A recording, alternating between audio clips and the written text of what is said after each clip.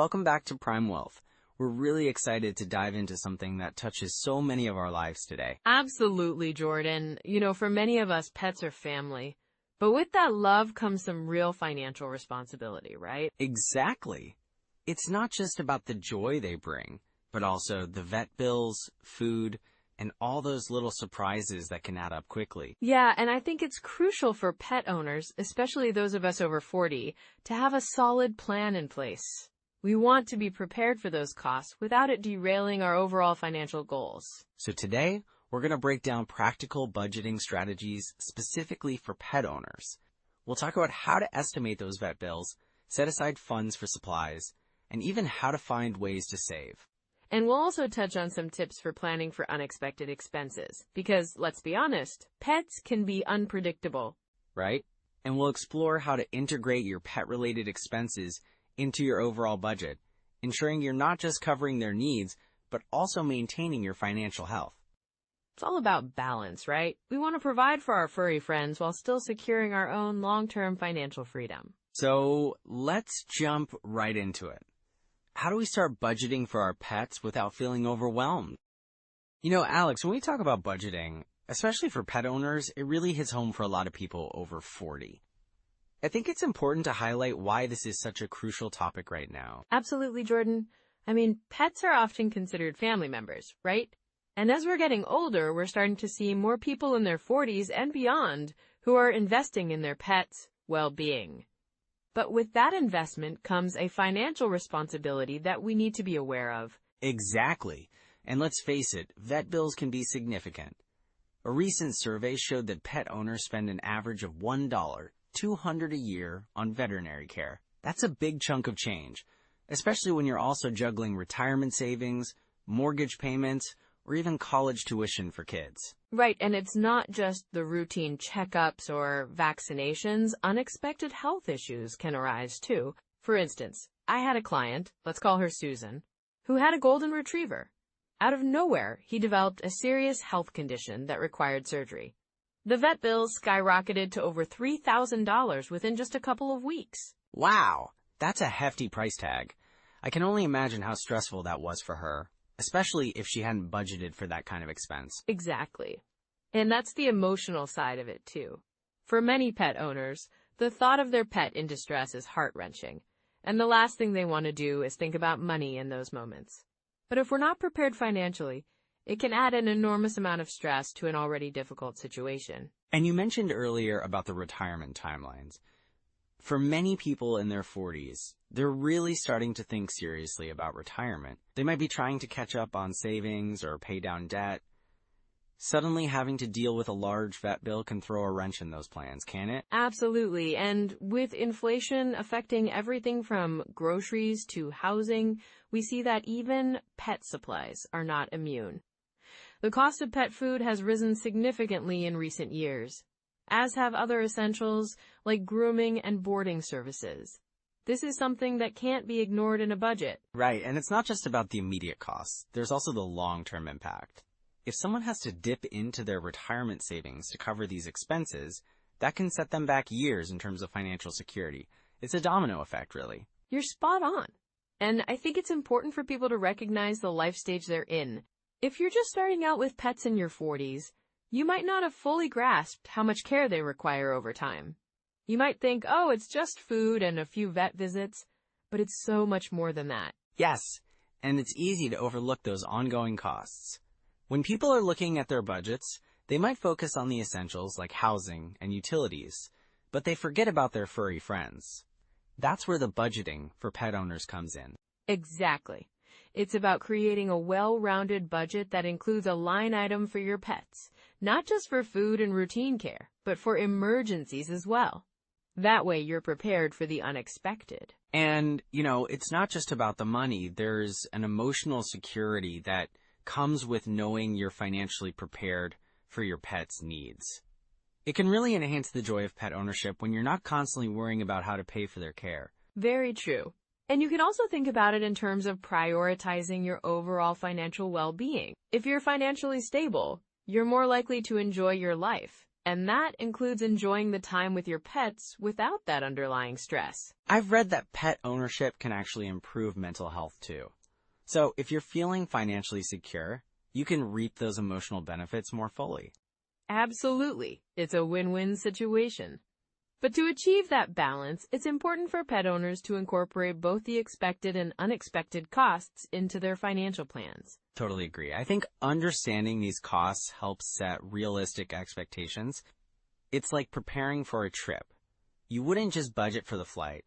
You'd plan for meals, accommodations, and activities too. Exactly, Jordan. And pet ownership should be approached in the same way. You want to enjoy the journey with your furry companions, but you also need to be financially savvy about it. So, what do you think are some specific strategies people can use to start budgeting for their pets? Well, one effective strategy is to set up a dedicated pet savings account. You can contribute a small amount monthly, which adds up over time. This way, you have a cushion for any unexpected vet bills or emergencies. That's a great idea. It feels a lot less overwhelming if you're saving a little bit each month rather than trying to scramble for a huge amount when the time comes. Exactly. And another thing to consider is pet insurance. While it might feel like an added expense, it can really save you money in the long run, especially for larger vet bills. That's interesting. I know some people are hesitant about insurance, but if it covers the big stuff, it could be worth it. Right, and it's important to shop around and compare plans. Each pet owner situation is different, and finding the right coverage can make a significant difference in managing costs. It sounds like there are definitely ways to take control of these expenses. For sure, and budgeting for pets shouldn't feel like a burden. Rather, it should empower you to care for your pets without financial stress. So those are some immediate steps you can take. Now let's bring everything together in the outro. So, Alex, let's dive into some practical strategies that pet owners can use to budget for those inevitable vet bills and supplies. Absolutely, Jordan. One of the first things I always recommend is setting up a dedicated pet budget. It doesn't have to be overly complicated, but it should be realistic. Right, so how do we even start with that? Well, begin by tracking your current expenses related to your pet. This includes food, vet visits, grooming, supplies, and any other regular costs. You can use a simple spreadsheet or even a budgeting app to keep things organized. That makes sense. And once you have all that info, what's next? After you've tracked your expenses for a month or two, you can start to see patterns. From there, you can estimate your monthly budget. A good rule of thumb is to set aside about 1% of your pet's estimated lifetime cost every month. Wow, that's a neat formula. So if you think your dog will cost, say, $20,000 over their lifetime, you'd save about $200 a month? Exactly. And it's a great way to build up that cushion for emergencies. Speaking of emergencies, how do we factor in those unexpected vet visits? Good point. Emergencies can really throw off your budget. It's wise to have a separate emergency fund specifically for pet-related expenses. I suggest aiming for about 3 to 6 months worth of estimated expenses in that fund. So if your monthly pet budget is around $300, you'd want to have between $900 and $1, $800 saved up? Right. It seems daunting at first, but you can build that up gradually. And what about things like pet insurance? Is that something you'd recommend? Pet insurance can be a useful tool for managing costs, especially for unexpected health issues. If you decide to go that route, make sure to compare plans carefully. Look at the premiums, deductibles, and the types of coverage they offer. So it's really about finding a balance between insurance and your emergency fund, isn't it? Yes, exactly. Some folks prefer to self-insure by saving up rather than having a monthly premium. It really depends on your comfort level and your pet's health history. Got it. Now let's talk about supplies. How can pet owners budget for things like food and toys? A great strategy is to set up a recurring order for essentials like food and litter. Many retailers offer discounts for subscription services. This can help you save money and ensure you're never caught off guard. That's a smart idea. And what about toys or treats? Well, I'd suggest creating a fun fund as part of your pet budget. You can allocate a small amount each month specifically for those non-essential items, like toys or special treats. So it's like budgeting for fun. Exactly. This way, You won't feel guilty when you splurge on that fancy new toy or grooming session. It sounds like a well-rounded approach. And you mentioned earlier about tracking expenses. Do you have any tools or apps you recommend for that? Sure. There are several budgeting apps out there, like Mint, YNAB, You Need a Budget, or even simple spreadsheet templates. They can help you categorize your spending and keep an eye on your pet budget. And what about just jotting it down in a notebook? Does that work too? Absolutely. Whatever method you find easiest is the best one for you. The key is consistency. If you prefer paper and pen, go for it. Just make sure to review it regularly. Okay, so it's all about finding what works for you. Now, are there any common pitfalls that pet owners should avoid while budgeting? Definitely. One big pitfall is underestimating costs. Many new pet owners forget to factor in routine vet visits or dental care, which can add up over time. That's a good point. I can see how those can be easy to overlook. Another common mistake is neglecting to adjust the budget as your pet ages. Older pets may require more frequent vet visits or special diets, and it's important to adapt your budget accordingly. So, keeping that flexibility is key, right? Exactly. And don't forget to account for seasonal expenses, like grooming for certain breeds in the spring, or extra supplies during holidays when you might have guests. Wow, I hadn't thought about that. And finally, trying to budget without an emergency plan can leave you vulnerable. Things happen, and having that cushion can make a world of difference. It sounds like a well-thought-out plan can really help ease the stress of pet ownership. Absolutely, Jordan. It allows you to focus on enjoying your time with your pet rather than worrying about finances. So, those are some solid strategies to get started with budgeting for pet owners. Now let's delve into some common pitfalls to watch out for.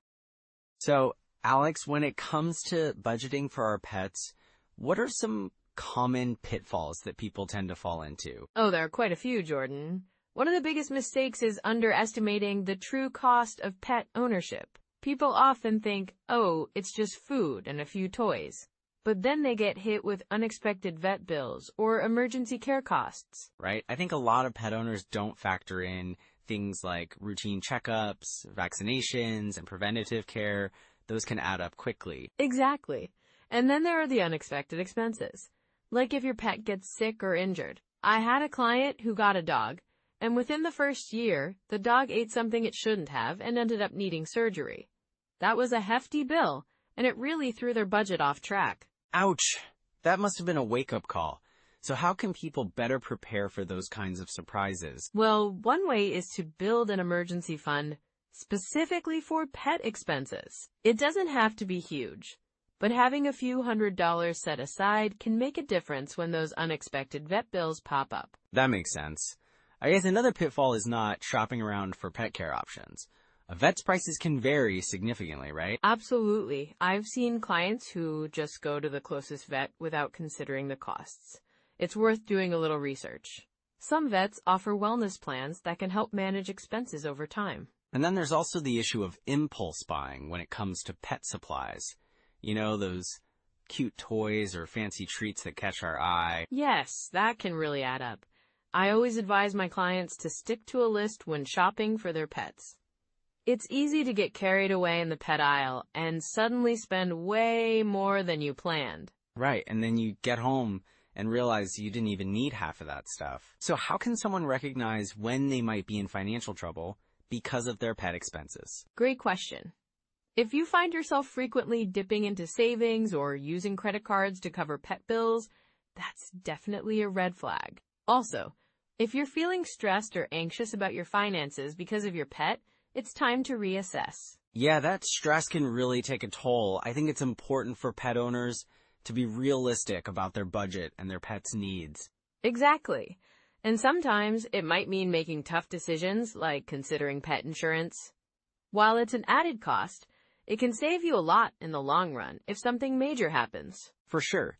But even with insurance, some people still find themselves in a bind. I've heard stories of people who thought they were covered, but then learned their policy didn't cover certain conditions. That's a good point. Always read the fine print. Some policies have exclusions or waiting periods that can catch you off guard. It's about being fully informed before making that decision. So along with insurance, what can pet owners do to avoid these financial pitfalls?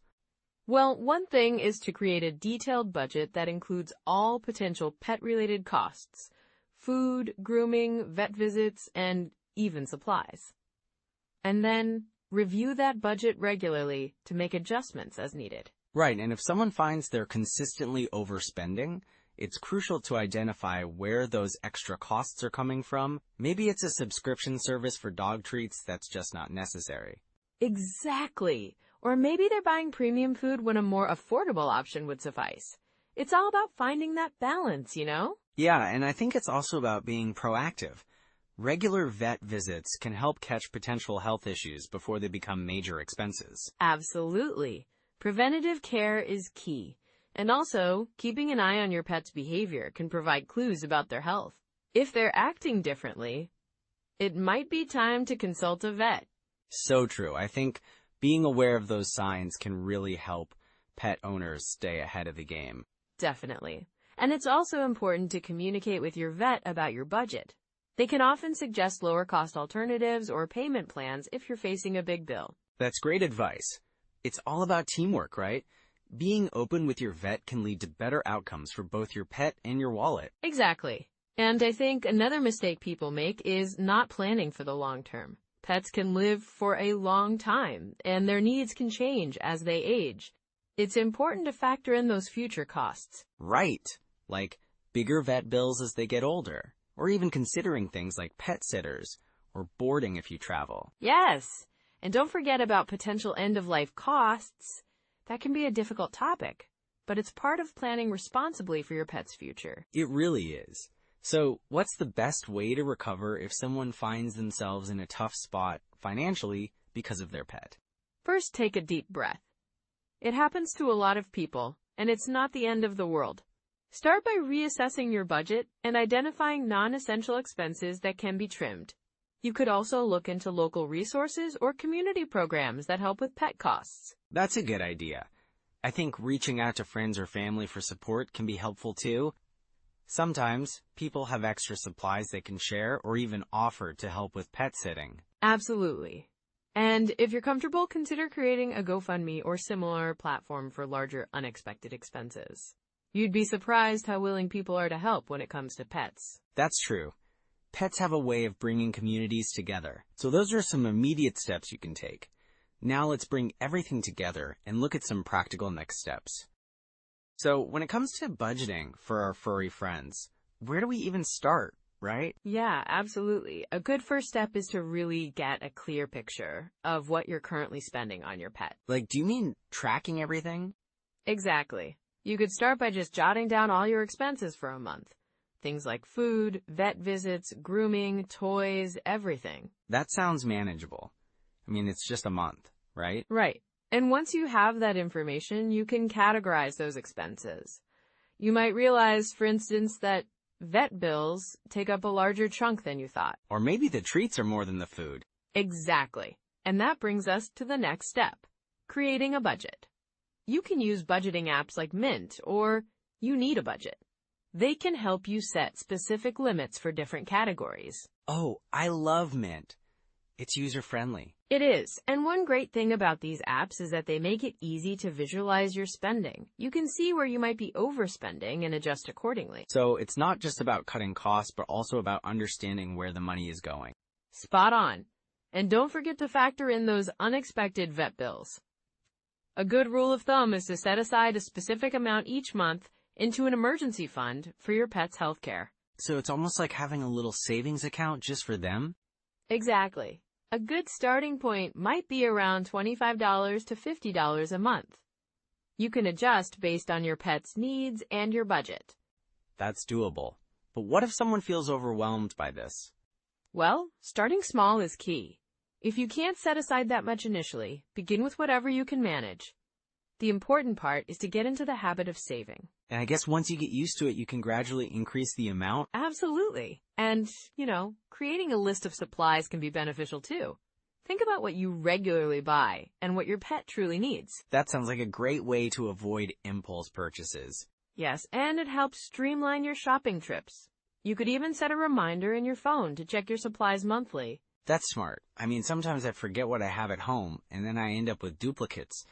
Exactly. And speaking of reminders, setting up regular vet appointments can also be a part of your budgeting plan. Right? Like scheduling them in advance so they don't sneak up on you? Yes, keeping track of vaccinations and checkups can save you money in the long run by preventing potentially larger health issues. That's so true. And there are also some pet insurance options out there, right?